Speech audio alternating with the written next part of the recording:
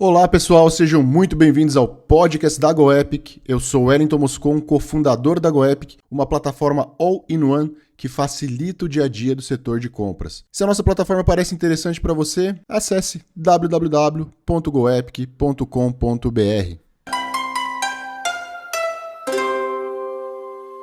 Olá pessoal, nosso tema de hoje é redução de lead time de entrega. E a gente tem um convidado muito especial para esse bate-papo, que é o Rodrigo Acras. O Acras atuou por mais de 20 anos na área de supply chain e hoje ele tem a sua própria consultoria, a RNA. Acras, muito obrigado pela sua participação, seja muito bem-vindo ao podcast da GoEpic. E, por favor, fala um pouco aí pra gente, né, do que é a RNA e da tua experiência. Maravilha, bom dia, boa tarde, boa noite, né? Obrigado pelo convite, antes de mais nada, Wellington, sempre muito bom estar contigo e com o pessoal da GoEpic. A RNA, ela surgiu da minha experiência, da minha própria experiência, né? Eu tenho, como você falou, 22, 23 anos aí de experiência em supply chain, especificamente. A maior parte desse tempo em posições gerenciais ou como executivo da área, passando por toda a história de supply chain, né? Compras, logística, planejamento, PCP, PCM, S&OP, o pacote completo.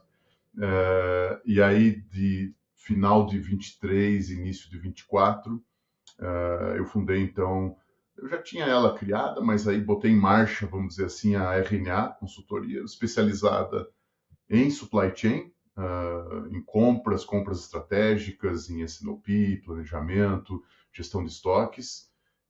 E tem um outro braço da RNA que é a minha outra especialidade, vai nesses 25, 26 anos de carreira, que é a questão de liderança, né? Então, eu ajudo também empresas a desenvolver seus times de liderança, no sentido de gestão de competências, mentorias, e assim por diante. Então, essa é a breve história, é um prazer estar aqui contigo e vamos lá.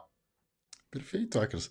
Maravilha. Então, bom, com esse currículo eu tenho certeza que a gente vai ajudar muito, né, dos nossos ouvintes aí a tirar algumas dúvidas, né, e botar em prática algumas das dicas que a gente vai trazer hoje.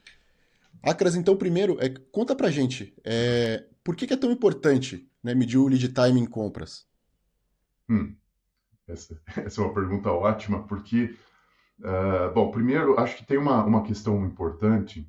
O lead time, ele não é uma variável só de compras, né? Ele é uma variável do negócio como um todo. Tá todo mundo de olho e todo mundo é impactado especialmente por variações no lead time. Então, acho que é importante rapidamente, a gente está falando para um público que conhece, né?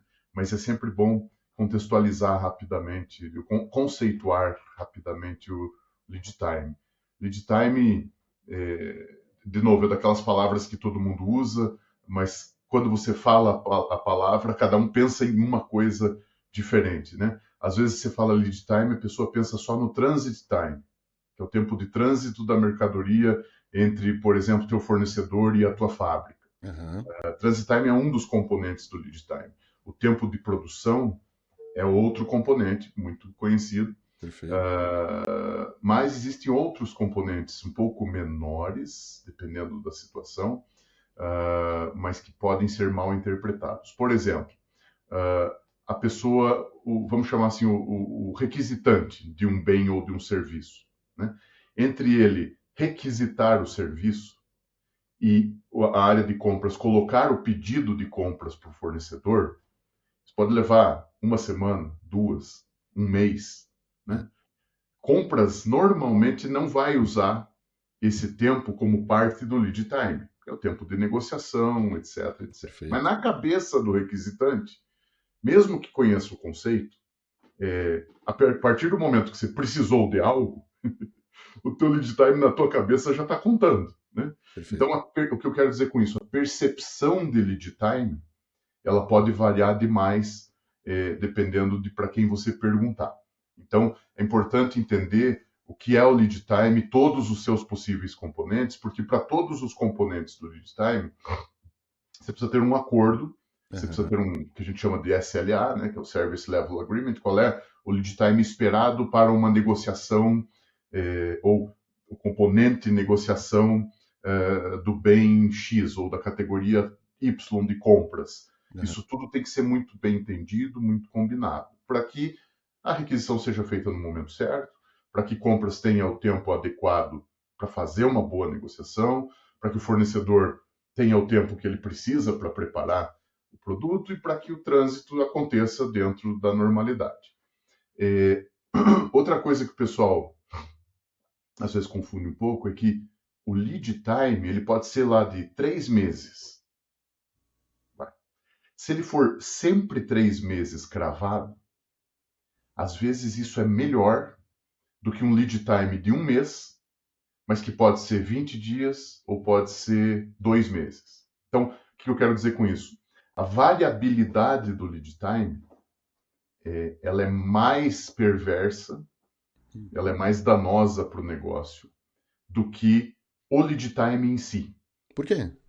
Porque o lead time em si, se você sabe que é sempre 3 meses cravado, você vai se planejar, se preparar e pedir dentro daqueles 3 meses. É Perfeito. óbvio que as duas variáveis estão intimamente ligadas. Quanto maior o lead time, teoricamente também maior a variabilidade, porque entra no componente incertezas maiores. Quanto maior o prazo, maior a incerteza do cenário, da demanda, da capacidade do fornecedor, etc, etc. Então, não são variáveis isoláveis.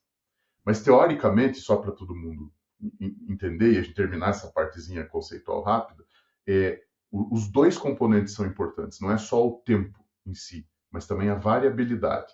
Às vezes tem lead times muito pequenos, 5 dias, em média, mas que varia de 1 a 20. Isso bagunça muito mais o teu planejamento, a tua cadeia e frustra muito mais expectativas do que, às vezes, um lead time de 10 dias, mas super, hiper confiável. Então, essas duas variáveis elas são muito, muito importantes, especialmente nas rotinas, na composição de estoques de segurança e assim por diante. Então, lead time é super importante por isso tudo.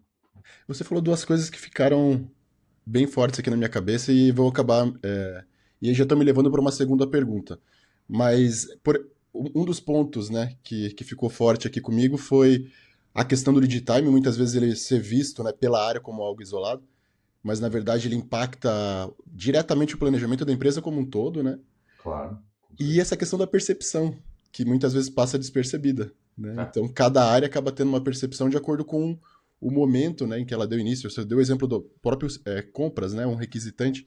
é. Então, para ele, o lead time dele começou a partir do momento que ele fez a É, requisição, né? vou te dar um exemplo, Wellington, se você me permite te cortar Claro. aqui. Vou te dar um exemplo de percepção muito bacana, que eu adoro esse exemplo. Eu gosto muito de ler e ainda sou old fashion, eu gosto do livro físico. Eu compro muito livro na Amazon, Uhum. sem nenhum merchan para a Amazon, porque eles não precisam. A Amazon, toda vez que eu faço a compra, ela diz: o seu pedido será entregue em 5 dias úteis. E ela sempre entrega em 2, em geral. Né? Uhum. Uma ou outra vez que eu pedi, ela falou: seu pedido será entregue em 5 dias úteis. Ela entregou em 4. Eu fiquei indignado. Veja, ela ainda entregou abaixo da promessa, Uhum. mas entregou no dobro do tempo que normalmente entrega. Perfeito. Ou seja, o combinado ele é importante, mas a percepção ela é ela que dita o negócio. Então, é sempre importante estar relembrando os combinados, o SLA, tentando reduzir, obviamente, mas com segurança para que essa redução não signifique variações maiores, Uhum. por conta de você assumir um risco que talvez não deveria. Então, tem sempre esse equilíbrio, né, entre o lead time real, do mundo real, o lead time teórico, que é os SLAs, e a percepção de quem está precisando daquele serviço ou daquele material. Perfeito. Perfeito. E dentro disso que você trouxe, aí a gente já está falando de alguns desafios, inclusive, né? E aí, a minha pergunta é: quais são geralmente, Acras, né, os maiores desafios quando a gente fala de compras, pensando justamente, né, em lead time. E aí, se você puder trazer, né, alguns desafios que são comuns, né, ou comumente enfrentados e como a gente poderia evitar, né, esses obstáculos, eu acho que vai Uhum. agregar bastante para os nossos ouvintes. Um desafio bem básico e comum é o transporte em si, né? Se você tem, veja, muitas empresas têm cadeias de suprimento no mundo todo e muito mão pesada em países low cost e hoje, mais do que low cost, a China tem um componente de agilidade, né? Eles têm capacidade de sobra para a maioria das coisas que você precisa comprar. Então, às vezes você precisa desenvolver um fornecedor novo, eles têm uma velocidade de desenvolvimento e uma capacidade de fornecimento do que você precisa em tempo recorde muito alta, comparado com outros países ainda, né? Tem outros, estilo China, na Ásia, em outros lugares, e o grande desafio aí nesse caso é o trânsito, né? Porque aí você tem um trânsito longo, especialmente se for frete marítimo. Muitas vezes o pessoal usa frete aéreo quando o Aham. valor permite, mas o marítimo ainda para esse tipo de importação de longa distância é, predomina, e aí você pode ter muita variabilidade dependendo de condição climática, dependendo de omissão de porto, dependendo agora, né, de piratas no meio do canal Aham. Suez, sei lá qual. Enfim, tem, aliás, esse tema, né, desses ataques a navios comerciais, né, foi um tema predominante em 2024, um tema que atrapalhou muito. O que isso faz? Isso faz com que o longo lead time associado a essa variabilidade, essa imprevisibilidade, é, gere um nível de incerteza que force as empresas a pelo menos duas coisas. Uma delas é aumentar os estoques. Então, eu não preciso, eu não preciso mais depender tanto das variações de transit time, né, o tempo de trânsito, se eu Aham. encho o meu estoque de bens. É óbvio que isso tem um impacto financeiro que pode ser importante dependendo de como você está gerenciando. Uhum. A outra questão que surgiu também nos últimos anos, que é meio que o pessoal diz que é o oposto da globalização, eu acho que é uma sofisticação a mais, que é você desenvolver fornecedores mais próximos, né? Então, Perfeito. tem muita empresa investindo muito em. Eu continuo comprando de países de baixo custo, alta agilidade e flexibilidade, como a China, mas eu desenvolvo um fornecedor similar, um produto similar, mais perto de casa, né? Pode ser, às vezes, na mesma cidade, ou no mesmo país, ou pelo menos em um continente, no mesmo continente, que permita um frete ferroviário, rodoviário, se a coisa encrespar Uhum. no mar. Então, você acaba tendo aí duas, três fontes de fornecimento, uma ágil e barata, outra um pouco menos barata, mas que você usa para picos e para situações extremas de variação. Então, esse é um grande desafio para compras, porque quem é que vai desenvolver isso? Quem é que vai atrás? Né? Tem muitos bens ou muitos materiais e serviços. Serviço não tem tanto impacto aqui, mas tem muitos materiais que você não tem fornecedor. Por exemplo, no Brasil, né? Você não tem fornecedores com aquela tecnologia, com aquela capacidade. Então, aí, e cair no colo de compras, bom, tudo bem, mas tem que desenvolver alguém porque eu não posso ficar mais dependendo da China, né? Esse é Perfeito. um desafio muito grande. Um deles, né? Tem vários, mas esse é um deles. Perfeito.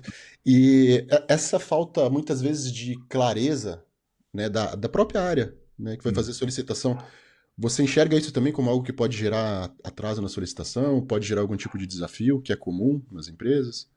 Ou as áreas acabam tendo uma clareza maior do que, de fato, qual caminho elas têm que percorrer, como solicitar e assim por diante?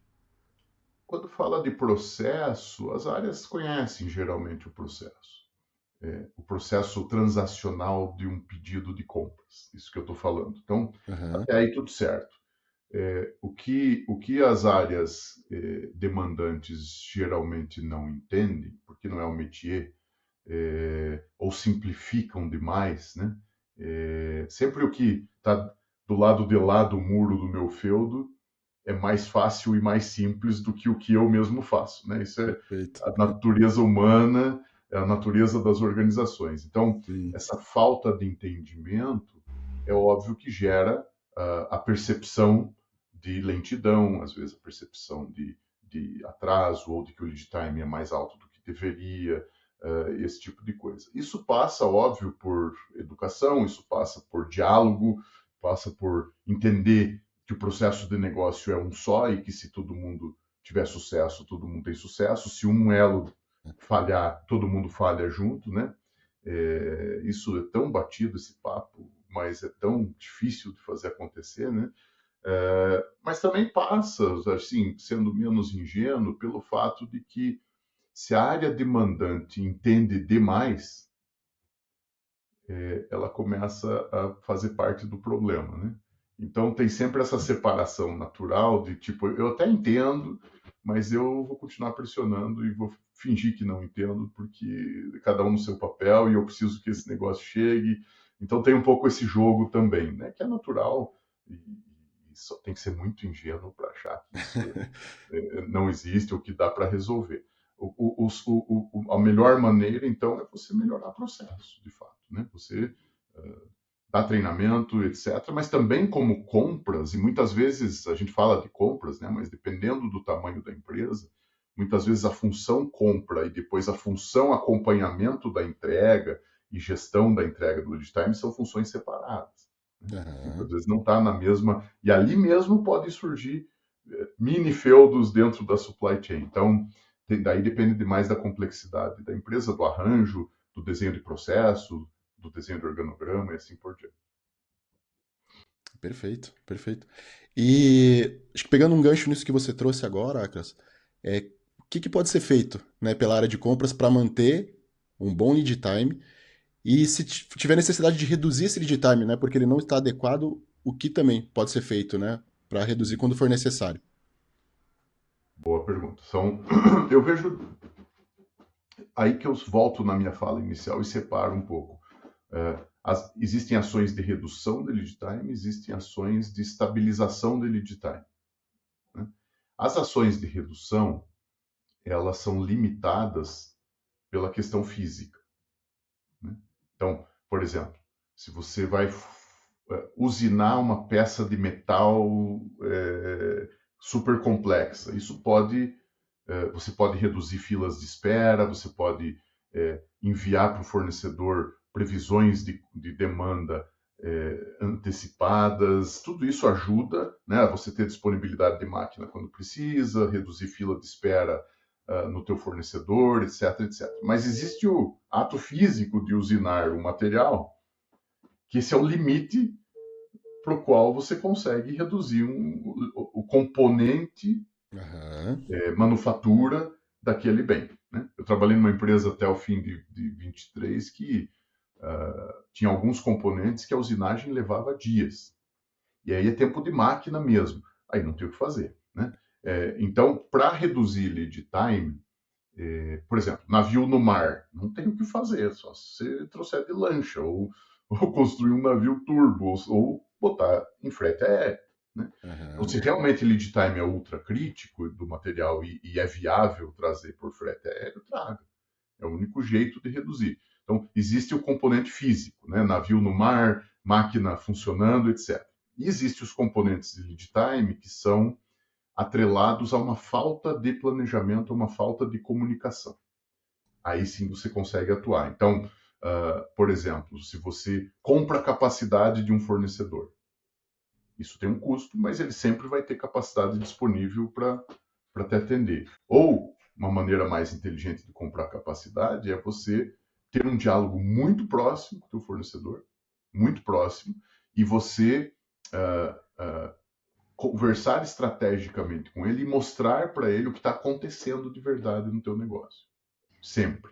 Né? Com previsões de demanda sempre revisadas, sempre a melhor previsão que você pode ter. A gente sabe que previsão de demanda, por definição, vai estar errada, mas a melhor que você pode ter naquele momento, com agilidade nas correções e assim por diante. Então, quando você faz tudo isso, o que acontece? Né? O fornecedor ele se prepara para você.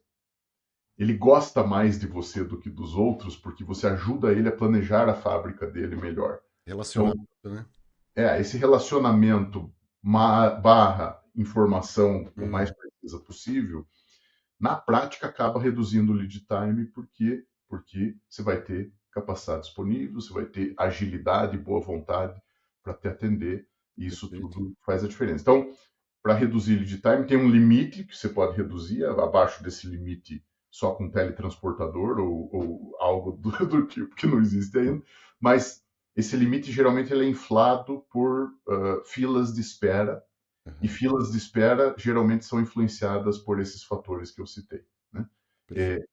E o componente da variabilidade, que é o outro componente, esse você trata de novo também com comunicação, com parceria, com diálogo e etc., mas também tentando evitar o efeito chicote na cadeia, ou seja, você tentando fazer com que todos os elos da cadeia tenham o mesmo nível de preparo, de informação, e você não ser o elo que vai bagunçar a cadeia com informações desencontradas e reações muito fortes a qualquer pequena oscilação na demanda, né? Uhum. Aí, cara, sinceramente, Wellington, dá para ficar umas 3 horas aqui falando. E existem várias técnicas e etc. para resolver isso, né? Mas em linhas gerais é assim que eu enxergo. Não é simples, é fácil de falar, não é tão simples de fazer. Não, perfeito. E você acha que dentro disso que você trouxe, penalidade contratual funciona? Eu gosto mais de bonificação contratual do que de penalidade. Hum, É, mas funciona, funciona. É, no sentido de que tudo para mim tudo gira em torno da gamificação, né? Ninguém quer ter uma mancha no brasão de credibilidade, o ser humano não é. quer, mas todo mundo gosta também de ganhar uma estrelinha, né? Então eu prefiro o seguinte, olha, se a tua taxa de serviço girar nessa faixa, eu vou pagar o que nós combinamos. Se ela estiver abaixo disso, vai ter uma penalização. Mas, se ela estiver melhor do que isso, eu te pago um X% a mais. Eu Legal. tenho um exemplo de um prestador de serviço que, quando eu era gerente do centro de exportação numa empresa bem conhecida, montadora da região, e, e um indicador muito importante ali era a taxa de ocupação de container. A gente exportava 10, 12 containers por dia de autopeças. Então imagina, você transportar ar no container custa caro pra caramba. Então você tem que encher ele de peça até não caber nenhum Big Mac mais ali no negócio. E eu tinha dificuldades grandes com esse prestador de serviço, porque eles ganhavam por velocidade de expedição, né? Aquele velho ditado, diga-me como me medes e te direi como me comportarei, né? O que nós fizemos? A gente falou para ele, olha, a gente pagava por metro cúbico expedido, esse era como a gente pagava esse prestador. E aí a gente fez uma negociação do tipo, eu vou te pagar esse tanto metro cúbico expedido, mas se os containers em média saírem com mais de, não vou lembrar agora, 62 metros cúbicos, alguma coisa assim, com mais do que X% de ocupação, aí eu te pago X mais tantos por cento do metro cúbico. A partir dali, nunca mais saiu container vazio.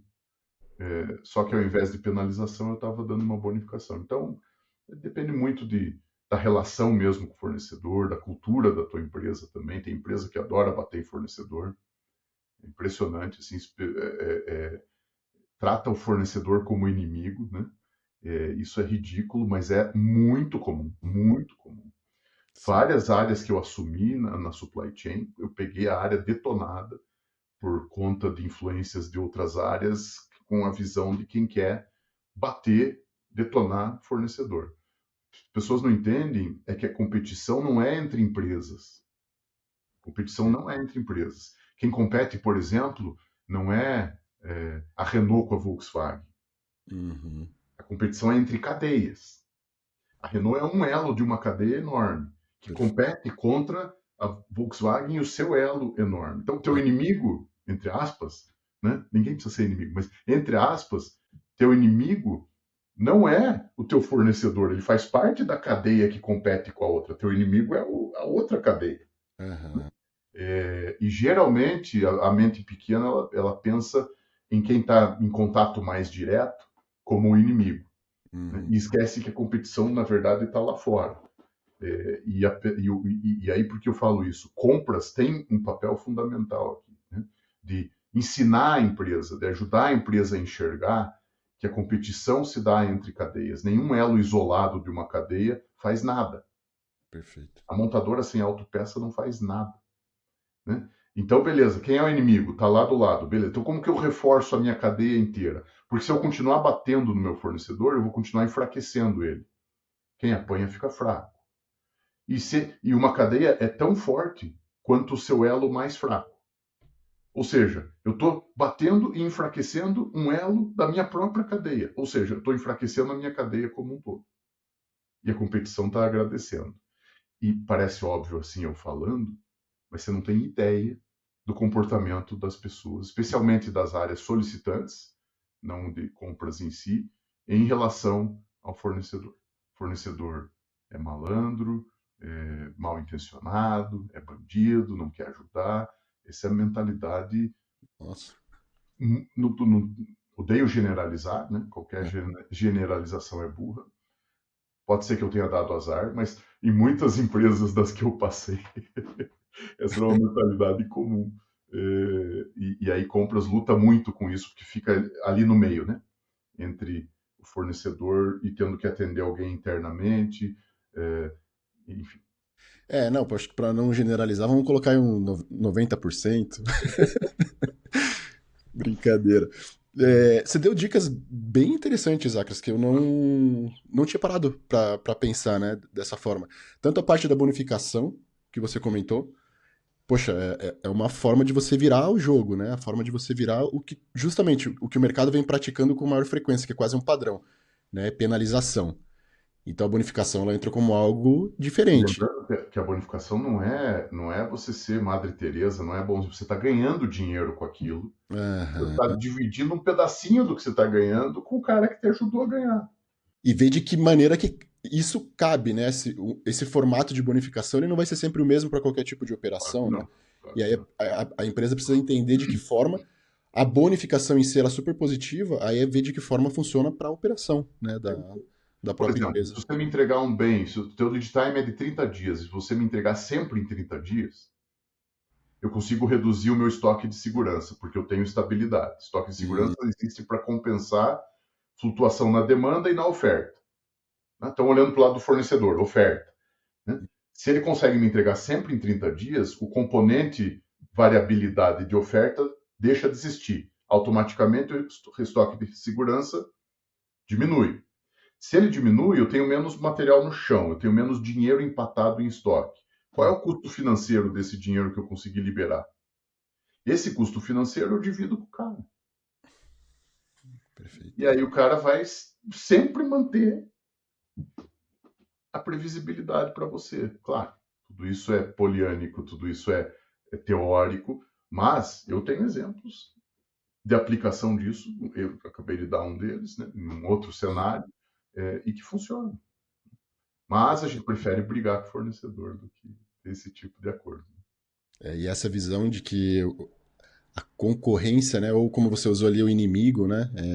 Se é que a gente pode chamar assim, igual você mesmo colocou muito bem, né? A própria cadeia, né? A cadeia de suprimentos como um todo. E É, se eu não estou criando relacionamentos ali que são positivos para sustentar a minha cadeia ou até para eu achar alternativas, porque o fornecedor ele pode vir o parceiro justamente como uma alternativa, né, e trazendo ideias, agregando ali, né, é isso de aí. alguma forma que eu não consigo enxergar se eu tiver que olhar para o todo. Às vezes eu como compras, né, eu tô focado em um ponto específico, mas o fornecedor ele tem o domínio, né, porque ele é especialista naquilo que ele está Exato, entregando para mim. E exato. ele sendo parceiro é muito melhor Claro, do que o claro, contrário disso. Não só um exato. fornecedor, né? Ele de É. fato trazendo ele com essa visão de E, parceria, né? total. Esse conceito de quem compete são as cadeias e não os elos isolados, se não me engano, depois de uma idade são tantas referências que já não sabe mais quem falou o quê, né? Mas se não me engano, posso estar falando besteira, é do Michael Porter. Então, e é um conceito antigo, não tem nada de novo, mas Aham, nem todo conceito antigo tem que ser esquecido porque poucos deles viram prática real, né? perfeito, perfeito.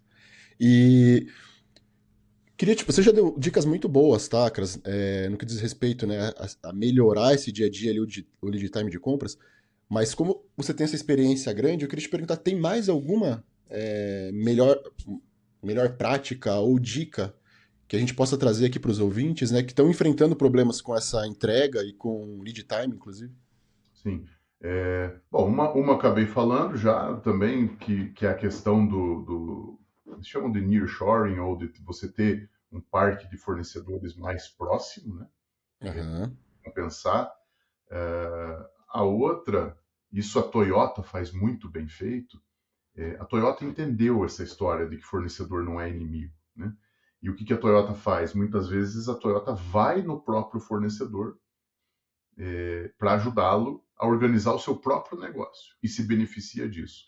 Isso eu lembro, isso é começo de carreira, já vão lá, sei lá, uns 15 quilos atrás, mais ou menos.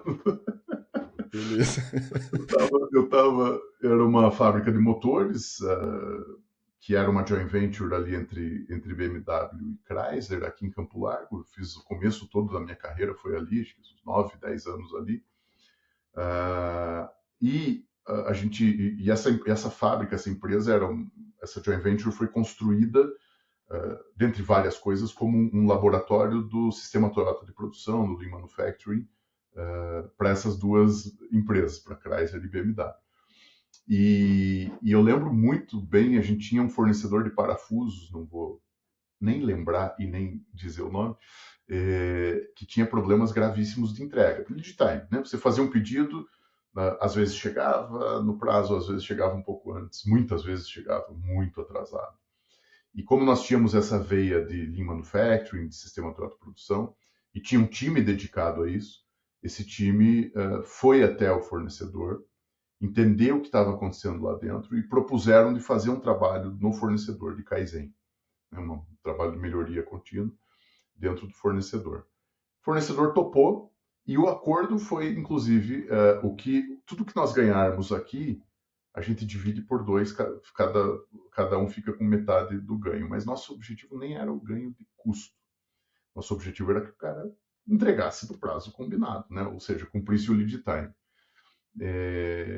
E de fato, putz, não vou lembrar de números, mas assim, esse fornecedor saiu completamente do nosso radar, né, em termos negativos, né, em termos do cara que sempre atrasa e etc. E ainda por cima, ele teve, se procurar até acho as fotos aqui, ele teve uma organização de fábrica, uma redução de ineficiências e um ganho financeiro muito grande, e a gente acabou dividindo, sim, ele deu até um desconto no valor dos parafusos por conta desse trabalho, além de entregar no prazo. Então, uma das sugestões é essa também, ao invés de bater, de xingar, de reclamar, vai lá, vai no Gemba, né? Vai no chão de fábrica, vai entender o que está acontecendo no fornecedor, quais são as dificuldades, traz a tua expertise como elo mais forte da cadeia para ajudar, porque você não está ajudando ele, você está ajudando de novo a Perfeito, cadeia como um todo. perfeito. E eu entendo, né? Eu entendo que negociação, na verdade, o planejamento, né? Planejamento e a negociação, elas são muito importantes quando a gente fala ali do departamento de compras, Sim, né? sim, A negociação também. E a sim, gente está falando justamente do relacionamento, né? sim, Com o fornecedor. Então, quando a gente fala de negociação, eu vejo que algumas empresas acabam esquecendo dessa questão do relacionamento, que é um ponto forte. Eu vou insistir um pouco mais nele, né, até para poder ver para trazer, né, esse teu conhecimento aqui, a tua percepção. O quanto você acredita que esse relacionamento, né, vou focar sim em negociação, né, faz total sentido quando a gente uhum, fala de compras, mas o quanto você acredita que esse relacionamento, ou um relacionamento ruim, né, ele pode interferir, né, no aumento desse lead time, né, do prazo de entrega, pensando em compras, né, na entrega ali, na verdade, ou na redução, inclusive, né, do lead time. sim. Veja, a vocação do comprador nato, do negociador, ela passa também pelo relacionamento, né? E até aí está tudo certo. Uhum. O que eu enxergo é que em muitas empresas, a mesma pessoa que compra ou que negocia, depois é a pessoa que vai ter que exigir a entrega, ou que vai ter que reclamar da qualidade, Aham. ou que vai ter que ir para a discussão mais dura, né? Uhum. Na minha visão, nem todo ambiente permite, né? E tem gente que é contra, bastante gente que é contra. Mas aí é uma visão pessoal. Na minha visão, a pessoa que negocia e que faz a gestão de relacionamento, ela tem habilidades, ela tem preferências pessoais de estilo de trabalho, de tipo de atividade muito diferentes da pessoa que é mais dura, cara crachá, que é mais disciplinada no sentido Uhum. de prazos e cobrança de prazo de entrega, de qualidade do bem que está sendo entregue, do serviço, etc, etc. Em muitos lugares, essas duas pessoas são a mesma pessoa. E aí, isso tem dois efeitos. Primeiro, essa mesma pessoa, ela vai escolher um dos lados. Eu gosto mais do negocial, do relacional e tal, ou eu gosto mais de acompanhar a entrega e etc. E tem para os dois. Tem para os dois.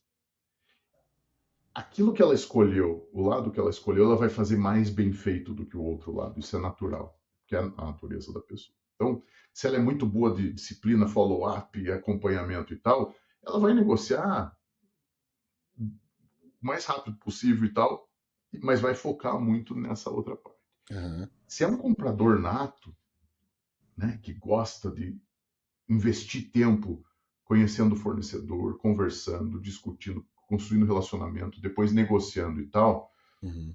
ele naturalmente tem uma chance boa de negligenciar esse outro lado, que é o lado que exige mais disciplina, mais trabalho chato mesmo para muitos, né? Uhum. Então, como é que faz, né? E isso tem consequências, obviamente, né? Isso tem consequências. Você separar isso tem uma consequência de custo, né? Você vai ter mais, não necessariamente, às vezes você tem 10 pessoas fazendo as duas coisas, você pode ter 5 fazendo a parte negocial e 5 fazendo a parte mais de processo mesmo, de operação. Então, não necessariamente aumenta o custo, mas é óbvio que você cria um feudozinho aqui, né? Uhum. O cara da negociação vai ter que conversar com esse que vai agora acompanhar a entrega. Então, muitos dos que defendem que essa separação não é saudável, e tem um ponto e tem razão no sentido de que esses dois agora vão ter que se conversar para fazer a coisa acontecer. Então, é melhor o cara que compra já acompanhar a entrega, porque ele que negociou o prazo de entrega. Então, ele vai ter moral para acompanhar e fazer essa entrega acontecer. Na teoria, é verdade, Uhum. se ele fizer. Mas não é muito da natureza dele fazer. E outro ponto, outro lado negativo de ser a mesma pessoa. Quando ele tiver nesse lado transacional, operacional, de acompanhamento, follow-up e tal, ele vai ter que bater no fornecedor. Bater com educação, com amor, Uhum. né? Tudo certo, mas vai ter que ser mais duro, vai ter que acompanhar e dizer, filho, a gente combinou tal coisa, você não está me entregando, como é que tá? Isso pode minar um pouco o relacionamento. E aí, na hora que ele for vestir o outro chapéu e partir para uma nova negociação, ele não vai ter, talvez, aquela separação adequada para dizer, não, a briga do dia a dia, beleza, agora vamos sentar para negociar. Então, eu Perfeito. acho que esse trabalho do o famoso bad cop, good cop, né? Então, você tem Aham. o policial bom, o policial ruim, essa separação de papéis, para mim, ela é muito saudável. E eu acho que é uma boa dica para você ter, ao mesmo tempo, disciplina e etc., naquilo que foi combinado, e uma certa autonomia para o negociador continuar mantendo o bom relacional para que no futuro aquilo funcione. Né? E eu já vi essa dinâmica funcionar muito bem. Em grandes empresas funciona, do tipo, pô, mas você bateu muito em mim, me cobrou. Não, mas isso foi o pessoal lá do acompanhamento. Aqui eu sou compras, eu estou falando do futuro. Então, essa dinâmica, ela tende a ser. Tende a preservar o relacionamento, porque somos humanos, né? Você não vira uma chavinha, ó, agora eu sou follow-up. Tá Podia aqui. ser podia ter um negocinho ali, né, de agente de chat GPT, né, de IA ali. Agora eu sou esse agente, agora eu sou. Exato. me ajudar no processo. Falta pouco, mas ainda não estamos lá, né? Sim. E isso que você trouxe me fez lembrar de alguns casos, Acras, inclusive que se o envolvimento emocional na escolha, né, de um fornecedor ele é muito grande também, e talvez a palavra emocional não seja mais adequada, né? Fica à vontade para me corrigir, inclusive, dentro do que você já viu.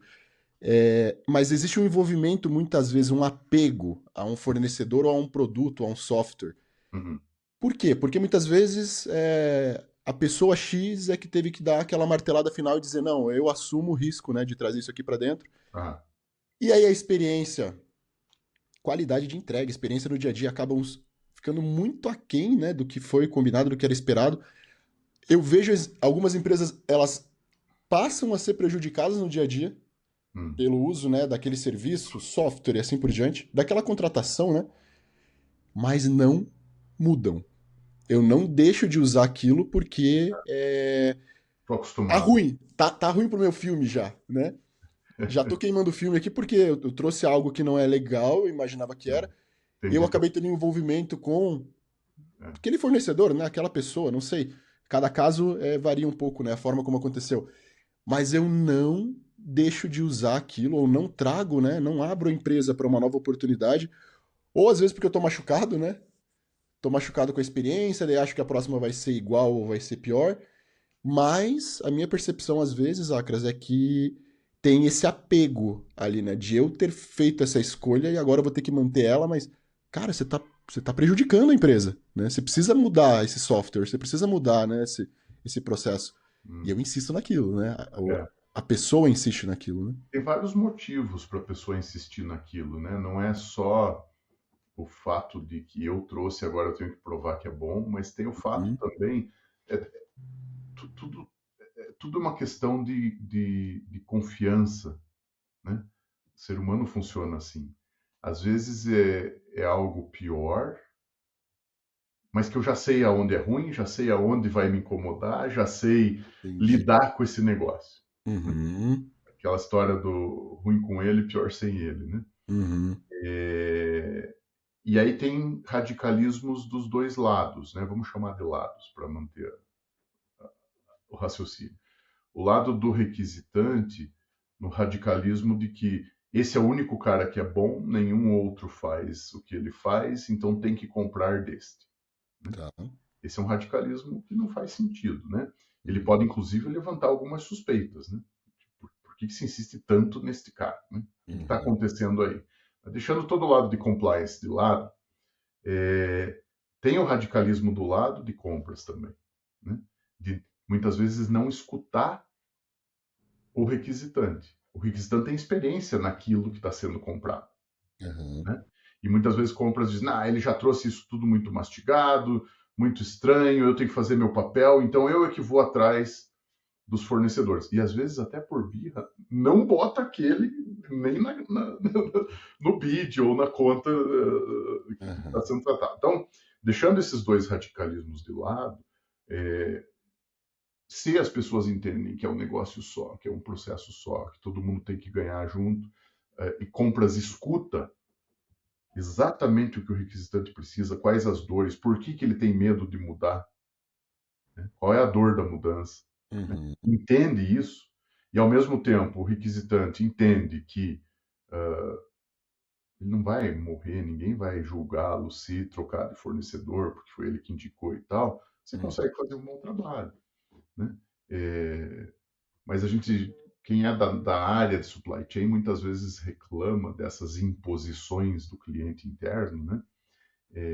Mas muitas vezes a própria área de supply chain não cria o ambiente de diálogo e de abertura uhum. para fazer com que o cliente interno relaxe um pouco. Então, não, eles querem a mesma coisa que eu, né?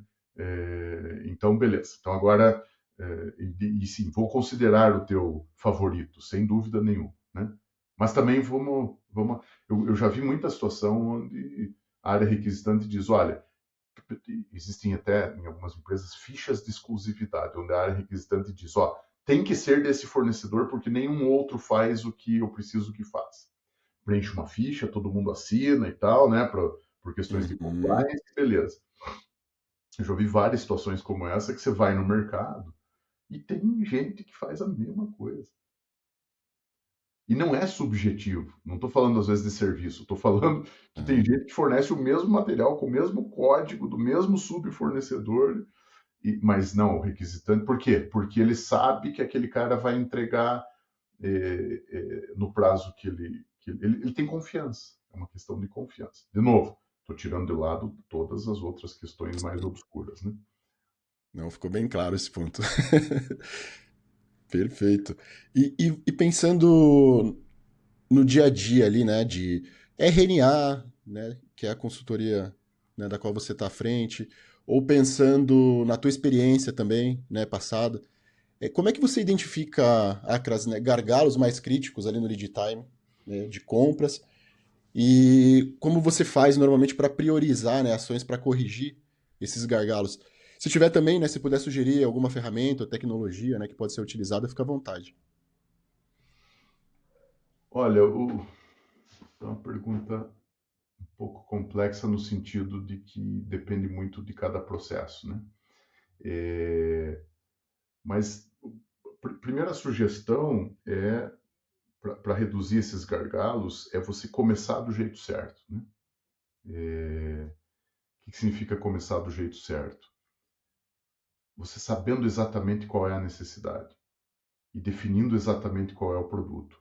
Às vezes o lead time até não é tão grande, mas o que chega não é o que se esperava e aí tem que começar tudo de novo, né? Então, de novo, compras estando muito próxima da área que tem a necessidade, entendendo muito a fundo, isso ajuda demais. Tive uma experiência bem recente com a própria RNA, né? Aham.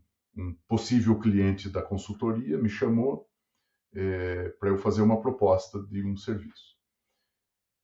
E olha o cuidado, ele pediu para eu ir até a planta dele, que não é aqui, é perto aqui de Curitiba, eu estou em Curitiba, planta em Joinville.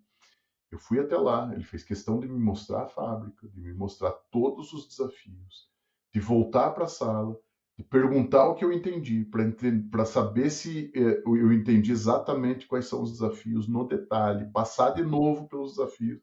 Ou seja, tudo isso antes de qualquer proposta, ou seja, está muito interessado em acertar de primeira. Né? Aham. Quem estava na sala? O requisitante e o comprador. Né? Ou seja, esse é um cuidado, e se eu puder dar essa dica, que eu acho que vale o ouro, né?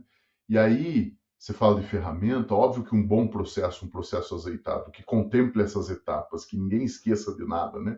Uhum. Isso é extremamente importante. Óbvio que a GoEpic, para mim, é uma solução óbvia que vem à cabeça, porque é uma solução que tem uma vocação de processo de negócio, enxergando o todo, Uhum. e agora muito focada em procurement, em compras, né? Mas não começou em compras ou procurement como área, mas como processo de negócio, né?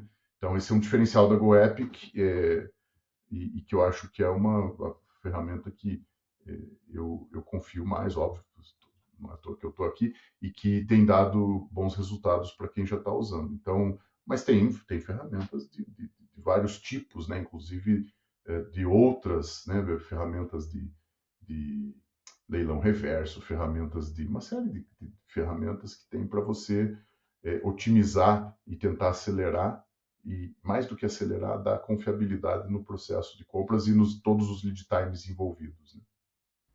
Perfeito.